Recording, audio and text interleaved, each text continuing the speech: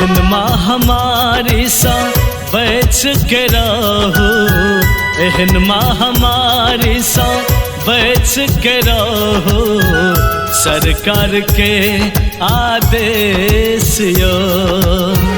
अपन सुरक्षा अपने सकारो, ई हमर संदेश यो। हिमाल पहाड़ या तराई मधेश, बीमारी फैलल सब देश यो। एहन महामारी सा बच के रहो, सरकार के आदेश यो। एहन महामारी सा बच के रहो, सरकार के आदेश यो।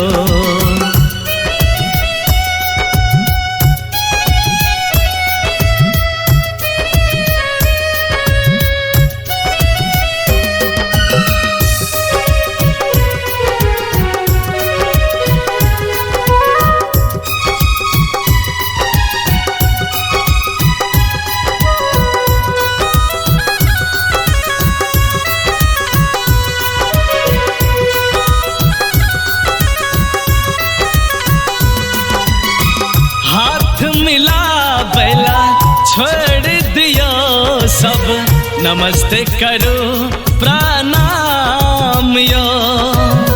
नाक मुँह आपन झाँप के रहो, रखो अपने ध्यान यो।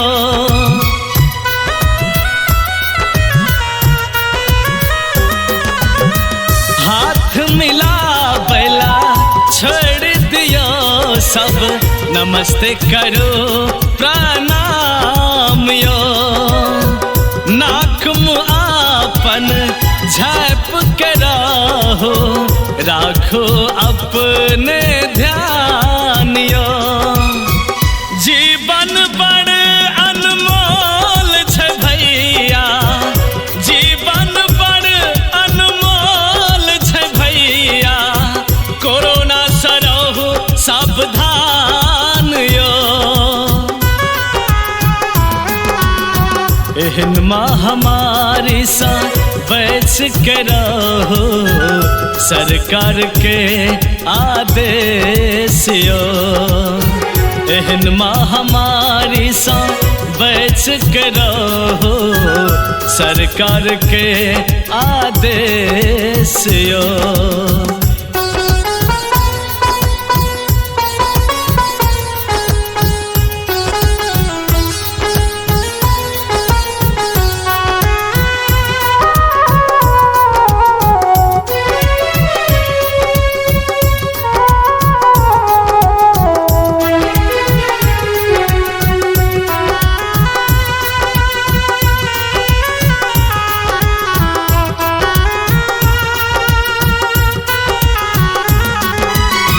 बीमारी न बूझे छोटका बड़का, न धनिक न गरीब यो।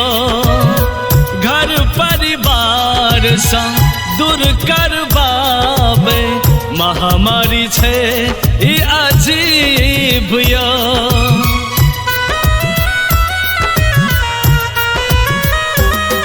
हो बीमारी न बूझे छोटका बड़का, न धनिक न गरीब यो। घर परिवार सा दूर करबाबे, महामारी छे ई अजीब यो। जाई के बेरिया कोई ने हाथ लगावे, जाई के बेरिया कोई ने हाथ लगावे। बदलल केहन इंसान यो। एहन महामारी सा बच के रहो, सरकार के आदेश यो।